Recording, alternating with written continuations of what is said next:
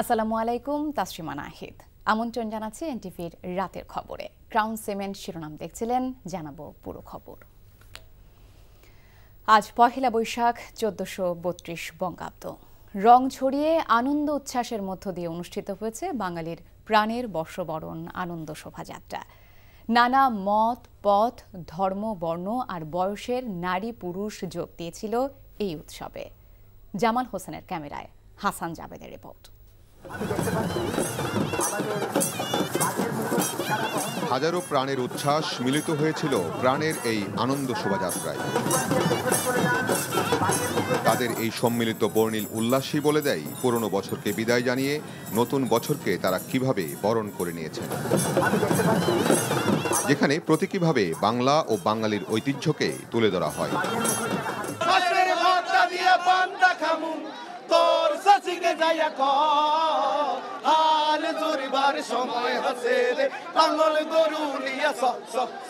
বর্ণিল মুখোশ, রঙিন পোস্টার, প্লাকার্ড ও ঐতিহ্যবাহী সাজসজ্জা বর্ষবরণ আনন্দ শোভাযাত্রাকে আরও রাঙিয়ে তোলে।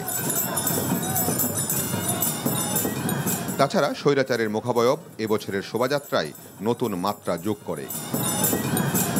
ফ্যাসিবাদ যেমন আমাদের দেশ থেকে সরে গিয়েছে, তেমনি আমরা এই পাগলা ঘোড়ার মতো এগিয়ে যাব আবার বহু দূরে। শুভ নববর্ষ। সাম্প্রদায়িক সম্প্রীতি ও ফিলিস্তিনে যুদ্ধ বন্ধের আহ্বানও ছিল শোভাযাত্রায়। বিভিন্ন সাংস্কৃতিক সংগঠন, 28টি ক্ষুদ্র নৃগোষ্ঠী সহ নানা শ্রেণী পেশার মানুষ অংশ নেন ঐতিহ্যবাহী এই আনন্দ শোভাযাত্রায়।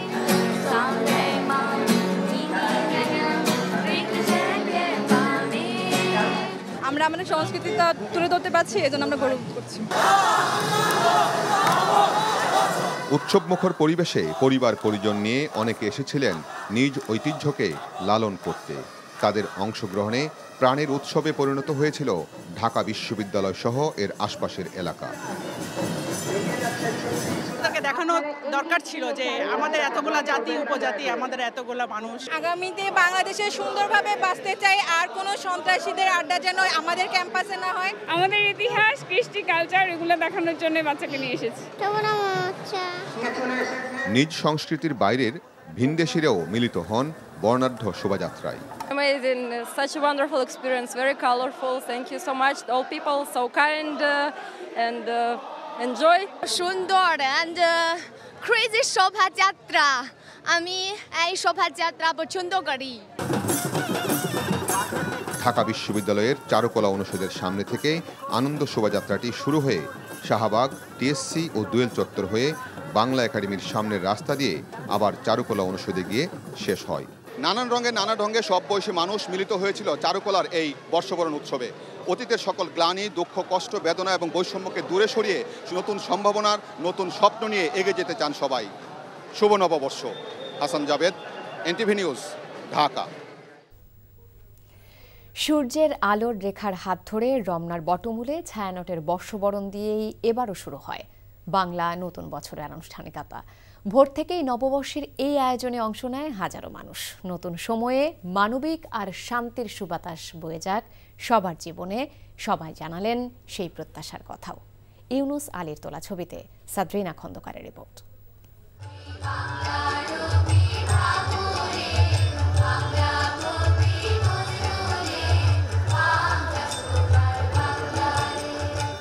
ভোরের প্রথম আলো ছুঁয়ে যখন আলোর রেখা নামে রমনার বটমূলে, তখনই শুরু হয় ছায়ানটের নববর্ষ বরণের আবাহনী গান।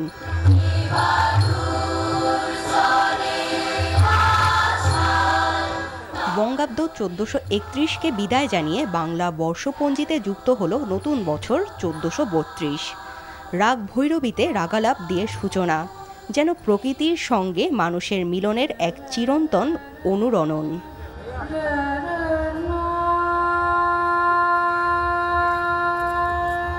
সবার সাথে একসাথে নববর্ষ উদযাপন, এটা খুবই আনন্দের। এই বছরে হলে অনেক মজা হয়, আনন্দ হয়, পরিবারের সাথে ঘোরা যায়। আমরা এই নতুন বছরকে বরণ করে আমরা এই স্বাধীনতাকে সুন্দরভাবে উদযাপন করছি। আমরা নতুন বাংলাদেশে, নতুন নববর্ষে আমাদের প্রত্যাশা দেশটা উত্তর উন্নতি করুক, দেশে শান্তি, সবাই শান্তিপূর্ণ ভাবে সব ধরনের সেলিব্রেশন করুক। নতুন বছরে প্রত্যাশা সংশয় নয়, নির্ভয়ে কথা বলার স্বাধীনতা, মুক্তির কথা, আলোর কথা, অসাম্প্রদায়িক সমাজ চর্চা করার প্রত্যাশা ব্যক্ত করেন ছায়ানট কর্তৃপক্ষ।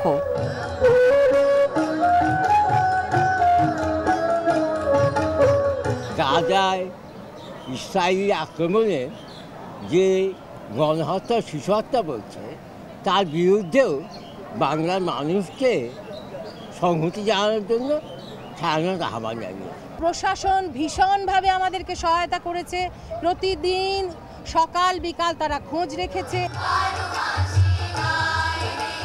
ভোর 6:15 থেকে শুরু করে আয়োজনটি চলে সকাল 8:30 পর্যন্ত।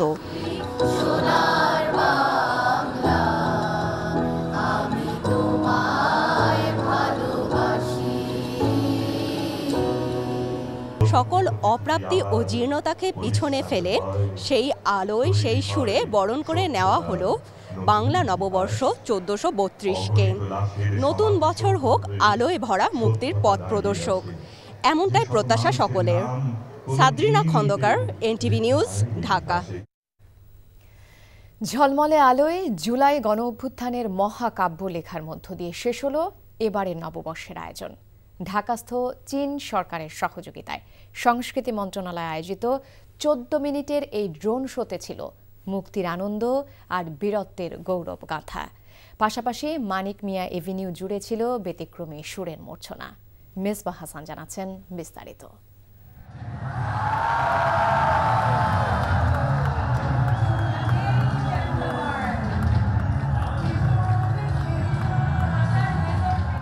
বাংলার আকাশে আলো করে যেন বুক চিতিয়ে দাঁড়িয়ে আছে শহীদ আবু সাইদ। নববর্ষের বেলা শেষে আকাশে একে একে ভেসে ওঠে পানির বোতল হাতে প্রতীকী মুগ্ধ। রাতের আকাশে জুলাই অভ্যুত্থানের স্মৃতিকাব্য অনন্য হয়ে ওঠে প্রযুক্তির ফ্রেমে। বাদ যায়নি ফিলিস্তিনের প্রতি সংহতি বার্তা। এই ড্রোন শো কেবল বিনোদন নয়, বরং বর্তমান সময়ের গুরুত্বপূর্ণ বার্তা বহন করে। গেয়ে যায় সংকটে সাম্য ও ঐক্যের গান। মানুষ দেখতে পাচ্ছে আমরা বাংলাদেশের সবাইকে আপন ভাবছি, সব জাতিগোষ্ঠীকে। এইটা যখন মানুষ দেখে যে সবাইকে আপন ভাবা হচ্ছে, তখন তারা নিজেরাও ইনক্লুডেড এবং আপন বোধ করে।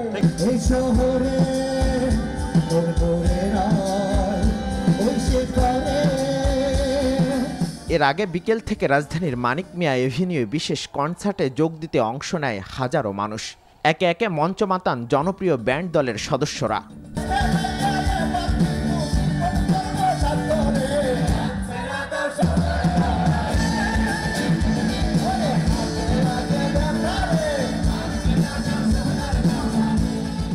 সুরের মূর্ছনায় মুগ্ধ শ্রোতারা, জানান নয়া বছরের প্রত্যয়ের কথা। নিজেকে এখন স্বাধীন মনে হয় এবং নতুন বছরের জন্য বলবো ভালো মানুষ, ভালো দেশ, স্বর্গভূমি বাংলাদেশ। এই বছর আমি অনেক ভালো ভালো কাজ করব, নতুন কিছু জিনিসও করতে চাই আমি। সে যেন নিজেকে একটা স্বতঃস্ফূর্ত অংশগ্রহণের চিন্তা নিয়েই এই উৎসবগুলো এনজয় করতে পারে।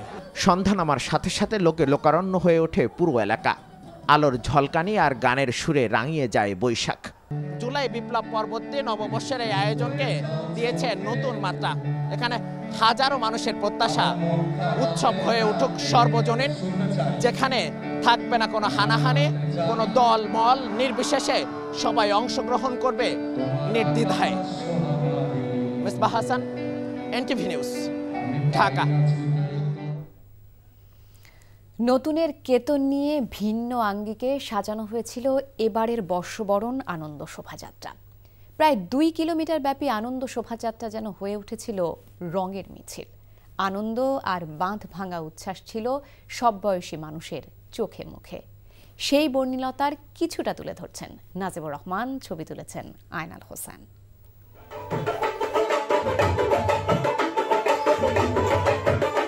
দেশের সাধারণ মানুষের জীবনে উদযাপনের উপলক্ষ হয়ে আসে এমন উৎসব।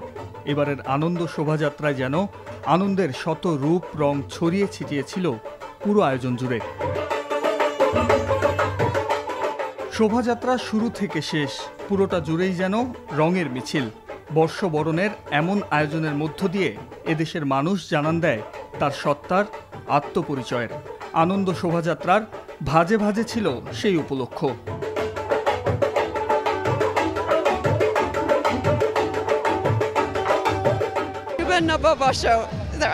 এত বছর আমরা কিসের ভিতর দিয়ে পার হয়েছি, এখন আসলে নতুন দিন চাই আমরা। বিভিন্ন জাতির মানুষগুলো এসেছে, ভালো লাগছে।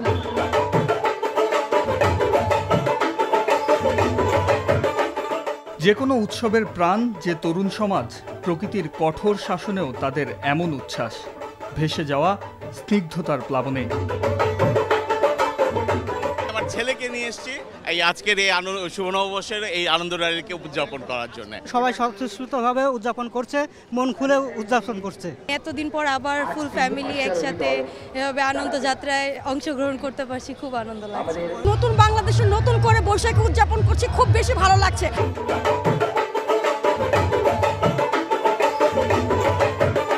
সব রকমের ভেদাভেদ দূরে ঠেলে সেই আয়োজন আরো বর্ণিল, আরো রঙিন হয়ে ছড়িয়ে পড়ুক সবার মনে।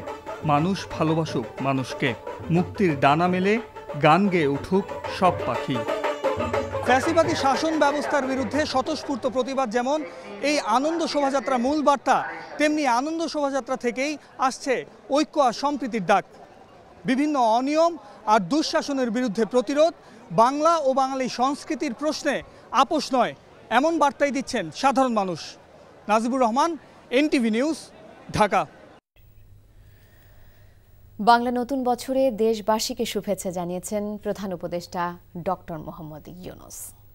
প্রিয় দেশবাসী, সবাইকে বাংলা নববর্ষ 1432-এর শুভেচ্ছা জানাচ্ছি।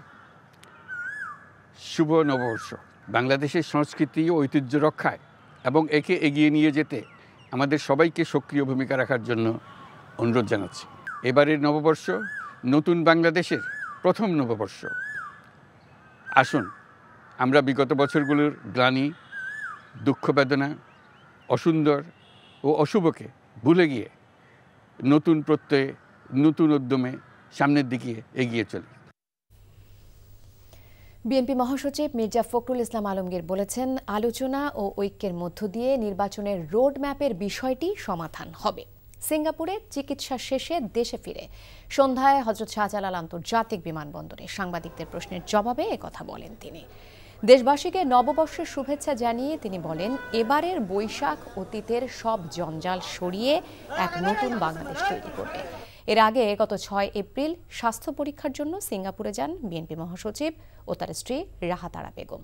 2015 সালে কারাবন্দী অবস্থায় বিএনপি মহাসচিবের ঘাড়ের ইন্টারনাল ক্যারোটিভ আর্টারিতে ব্লক ধরা পড়লে মুক্তির পর প্রতি বছরই ফলো আপের চিকিৎসার জন্য তাকে সিঙ্গাপুরে যেতে হয়। অতীতের যত জঞ্জাল সব কিছু উড়িয়ে দিয়ে এই নতুন বৈশাখ আমাদের জন্য সম্পূর্ণ এক নতুন বাংলাদেশ সৃষ্টি করবে। আলোচনার মধ্য দিয়ে, ঐক্যের মধ্য দিয়ে আমরা একটা নতুন বাংলাদেশ তৈরি করতে চাই। নিঃসন্দেহে আমরা এটা আমাদের মধ্যে এই ঐক্য সম্ভব হবে এবং আমরা সফল হব। বাংলা বর্ষবরণ উপলক্ষে দিনব্যাপী রাজধানী জুড়ে ছিল নানা আয়োজন। পরিবার পরিজন ও বন্ধু বান্ধব নিয়ে পহেলা বৈশাখ উদযাপনে মেতে ওঠে শিশু থেকে শুরু করে সব বয়সী নারী পুরুষ। পোশাকে ছিল বর্ণিল সাজ আর সর্বত্রই ছিল উৎসবের আমেজ। উন্মুক্ত স্থান থেকে শুরু করে 5 তারকা হোটেলগুলোতেও ছিল বৈশাখী মেলার আয়োজন। আরাফাত ইসলামের রিপোর্ট।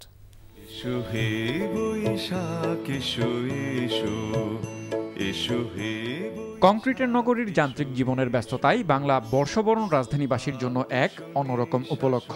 বৈশাখের প্রথম দিনে উৎসবের রঙে রঙিন ছিল সর্বত্রই। সকালে বাংলা একাডেমিতে সপ্তাহব্যাপী বৈশাখী মেলার উদ্বোধন করেন সংস্কৃতি উপদেষ্টা মুস্তফা সরোয়ার ফারুকী এবং শিল্প উপদেষ্টা আদিলুর রহমান। মেলায় হস্ত ও কারুশিল্প সহ মোট 98টি স্টল রয়েছে।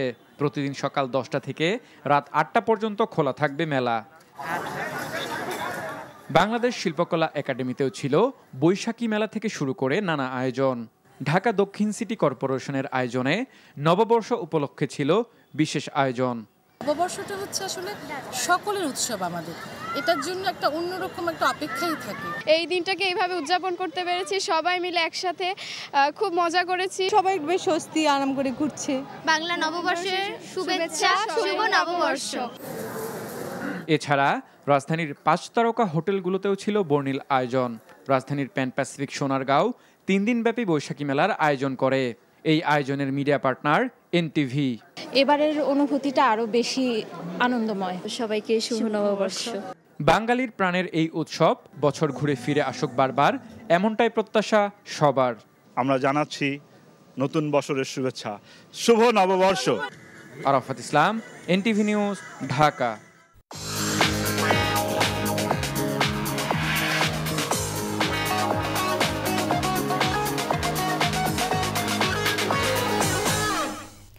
মার্কেন্টাইল ব্যাংক অর্থনীতির খবর। দেশের বাজারে স্বর্ণের রেকর্ড দাম নির্ধারণের একদিন পরেই কিছুটা কমানো হয়েছে। সবথেকে ভালো মানের বা 22 ক্যারেটের 1 ভরি সোনার দাম 1038 টাকা কমিয়ে 1,62,176 টাকা নির্ধারণ করা হয়েছে। বাংলাদেশ জুয়েলার্স সমিতি বাজুস জানিয়েছে, আজ থেকেই নতুন এ দাম কার্যকর হবে। এর আগে শনিবার রাতে প্রতি ভরি সোনার দাম 4,187 টাকা বাড়িয়ে 1,63,214 টাকা নির্ধারণ করা হয়। নতুন দাম অনুযায়ী প্রতি ভরি 22 ক্যারেট সোনার দাম পড়বে 1,62,176 টাকা, 21 ক্যারেটের প্রতি ভরি 1,54,805 টাকা, 18 ক্যারেটের 1,32,690 এবং সনাতন পদ্ধতির প্রতি ভরি সোনার দাম পড়বে 1,09,537 টাকা। চট্টগ্রামে ইস্পাহানি গ্রুপের মালিকানাধীন পাহাড়তলী টেক্সটাইলস লিমিটেডের দ্বিতীয় ইউনিটের কার্যক্রম শুরু হয়েছে। সকালে কারখানায় এর উদ্বোধন করেন ইস্পাহানি গ্রুপের চেয়ারম্যান মির্জা সালমান ইস্পাহানি। এ সময় প্রতিষ্ঠানটির ঊর্ধ্বতন কর্মকর্তারা উপস্থিত ছিলেন। তারা জানান, 1,42,000 স্কোয়ার ফিটের ওপর নতুন করে পাহাড়তলী টেক্সটাইলস লিমিটেডের দ্বিতীয় ইউনিটে বিশ্বসেরা আধুনিক প্রযুক্তি যুক্ত করা হয়েছে।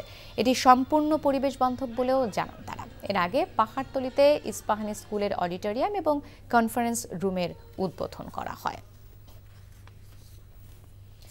যুক্তরাষ্ট্রের নিউ ইয়র্কে অবৈধভাবে রেমিটেন্স ফেয়ারের উদ্যোগ নিয়েছে বিগত ফ্যাসিস্ট সরকারের দীর্ঘদিনের কিছু সুবিধাভোগী ব্যক্তি। অর্থ পাচারের উদ্দেশ্যে এক শ্রেণীর ব্যাংক কর্মকর্তাদের সাথে যোগসাজশে এককভাবে আওয়ামী সমর্থক বিতর্কিত এক ব্যক্তি এই রেমিটেন্স ফেয়ারের আয়োজন করেছে বলে অভিযোগ উঠেছে। বিতর্কিত রেমিটেন্স ফেয়ারকে কেন্দ্র করে প্রবাসীদের মধ্যে ব্যাপক ক্ষোভের সঞ্চার হয়েছে। বিস্তারিত নিউ ইয়র্ক প্রতিনিধি ফরিদ আলমের রিপোর্টে। বিগত 1.5 দশকে বাংলাদেশের বিভিন্ন ব্যাংকের স্পন্সর নিয়ে ম্যানহাটনের অভিজাত হোটেলে প্রায় প্রতি বছরই ট্রেড ফেয়ার বা রেমিটেন্স ফেয়ার করা হলেও সেখানে বাংলাদেশিদের উপস্থিতি কখনোই দেখা যায়নি। বিশাল আয়তনের হলগুলো দেখা যেত ফাঁকা। অথচ বিগত বছরগুলোতে আওয়ামী লীগের মদতপুষ্ট একজন ব্যক্তি কেবল লাভবান হয়েছেন এসব ফেয়ারের নামে। 24 সালের গণ অভ্যুত্থানের পরেও ওই একই ব্যক্তি এককভাবে রেমিটেন্স ফেয়ারের ঘোষণা দেওয়ায় ক্ষোভ দেখা দিয়েছে প্রবাসীদের মাঝে। কারণ এই ফেয়ারে প্রবাসী রেমিটেন্স প্রেরণকারীদের সাথে কোনো সম্পর্ক নেই। এসব অভিযোগ জানাতে শনিবার সন্ধ্যায় জ্যাকসন হাইটসের একটি রেস্টুরেন্টে বৈষম্য বিরোধী ছাত্র আন্দোলন সংবাদ সম্মেলন করে লিখিতভাবে নানা অভিযোগ তুলে ধরেন। Gain to tax, gain to এই ধরনের নানান ধরনের ট্যাগিং দিয়ে তারা ইনভেস্টমেন্টের প্রকল্প করে আমাদের বাংলাদেশে বিভিন্ন অর্থ তারা পাচার করে এদেশে আনছেন এবং এনে তারা কনভার্ট করে বিভিন্ন ক্ষেত্রে তারা এটাকে কালো টাকাকে সাদা করছেন। সুজিত সাহা সেই লোক যে হচ্ছে গিয়ে আমাদের আন্দোলনের সময় আমাদেরকে বিভিন্নভাবে বাধাগ্রস্ত করেছে এবং আমাদের সাংবাদিক ভাই যেটা বলেছেন আমিও সেটা সম্পর্কে জানি এবং সেই সময়টায় গ্র্যান্ড হায়াত হোটেলের আশেপাশে আমিও ছিলাম। সংবাদ সম্মেলনে ব্যবসায়ী গিয়াস আহমেদ বলেন, প্রয়োজনে তারা ব্যাংকে রেমিটেন্স পাঠানো বন্ধ করার কর্মসূচি হাতে নেবেন। যে এই বিশ্বজিৎ সাহা তার কতগুলি কোম্পানি আছে, অনেকগুলি কোম্পানি সে করে, সে একাই সে মালিক, সে বিভিন্ন কোম্পানি করে এই ধরনের বাংলাদেশ থেকে অর্থ পাচার করছে। সংবাদ সম্মেলনে অভিযোগ করা হয় রেমিটেন্স ফেয়ার নয়, বরং অর্থ পাচার এবং আদম ব্যবসায়ী এটার মূল উদ্দেশ্য।